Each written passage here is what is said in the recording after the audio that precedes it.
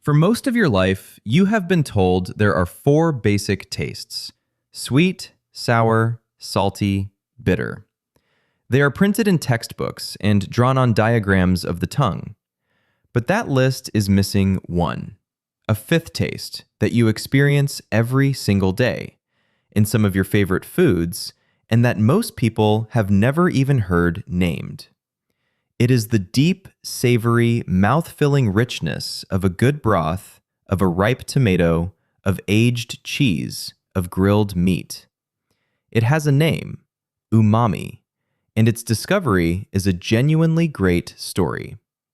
Because the same substance behind that fifth taste was turned into a white powder that the entire world spent decades being terrified of, for reasons that turned out to be almost completely made up.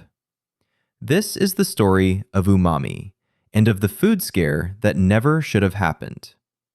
It begins in Japan in 1908 with a chemist named Kikunae Ikeda. Ikeda was fascinated by a question that sounds almost too simple to study. Why did a bowl of dashi, the delicate seaweed and fish broth at the heart of Japanese cooking, taste so deeply satisfying, so savory, when it was not really sweet, or salty, or sour, or bitter? He was convinced there was a distinct taste hiding there that the four-taste list could not explain. So he did what a chemist does. He took a large batch of kombu, the dried kelp used to make that broth, and he set about isolating whatever was responsible for that rich flavor. After painstaking work, he found it. The savory taste came from a single compound, glutamate, a very common building block of protein. Ikeda had identified a genuine fifth basic taste, and he gave it a name that simply means, more or less, deliciousness, umami. Here is the part that changes how you think about the whole thing. Glutamate, the source of umami, is not some strange laboratory invention. It is everywhere in the natural world, especially in foods people have loved for thousands of years. It is abundant in ripe tomatoes, which is why a slow-cooked tomato sauce tastes so rich. It is packed into aged cheeses like parmesan. It fills mushrooms, cured hams, soy sauce, and the very seaweed Ikeda started with. It is even present in human breast milk, which means umami is quite literally one of the first tastes any of us ever experience. So this fifth taste is not exotic at all. It is the savory soul of comfort food, the reason a bit of parmesan or a splash of soy sauce makes almost anything taste better and more complete. You have been chasing umami your entire life without having a word for it. Ikeda, being a practical man, did not stop at naming the taste. He realized that if glutamate was what made food taste savory and satisfying, then a concentrated, purified form of it could be sold as a seasoning, a way to add that deep deliciousness to any dish. So in that same year, 1908, he worked out how to produce it as a stable powder, patented the process, and gave his product a brand name that translates to essence of flavor.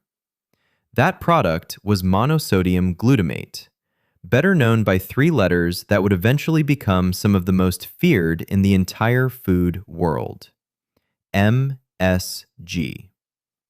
And for a while, it was simply a wildly successful seasoning, a little jar of pure savory that spread across kitchens in Asia and beyond. Nobody was afraid of it.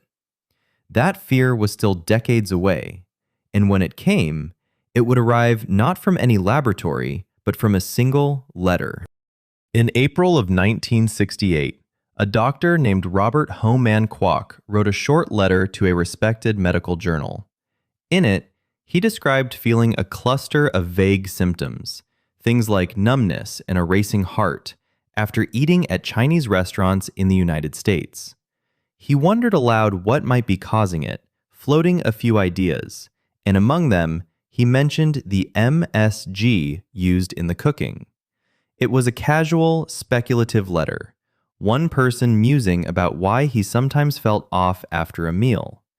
But the journal published it under a snappy, editor-written headline that named a brand new illness: Chinese Restaurant Syndrome. And with that single phrase, a scare was born. The idea spread like wildfire, and it spread far beyond any evidence.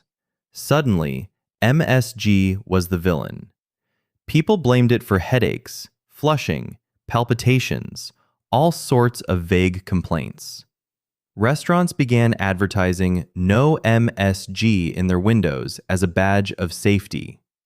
The three letters became shorthand for something cheap, chemical, and vaguely dangerous, and an entire generation grew up believing that MSG was bad for you, full stop. There was just one problem with the whole panic. When scientists actually put it to the test, the evidence simply was not there. Over the following decades, researchers ran careful, controlled studies, the kind where neither the participants nor the testers know who got MSG and who got a harmless placebo. Study after study failed to reliably reproduce the dreaded symptoms. When people did not know whether their food contained MSG, they generally could not tell, and the mysterious reactions largely evaporated. Tellingly, even in the original wave of reports, no two people seemed to agree on exactly what symptoms MSG supposedly caused. Today, major food safety authorities, including the United States Food and Drug Administration, classify MSG as generally recognized as safe, their standard designation for ordinary, trusted ingredients. The great MSG scare, it turns out, was built almost entirely on one anecdotal letter and a catchy, unfortunate headline. And many now point out that the panic carried an ugly undertone, singling out Chinese food specifically for a seasoning used all over the world.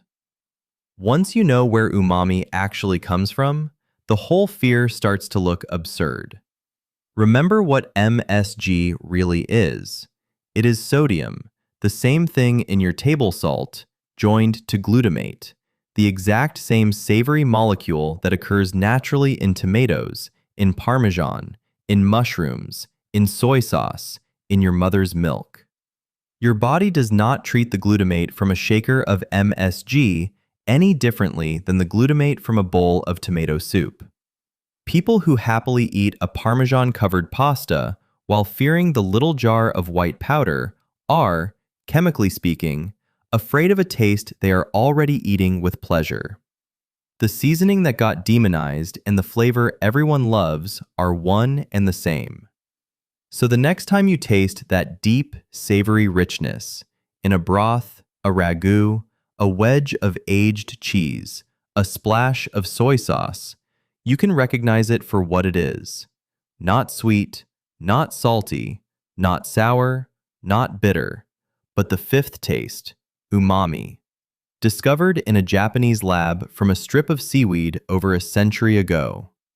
It is one of the most fundamental flavors there is, present in food long before anyone had a name for it, and the powder that captures it is nothing more than that flavor made pure.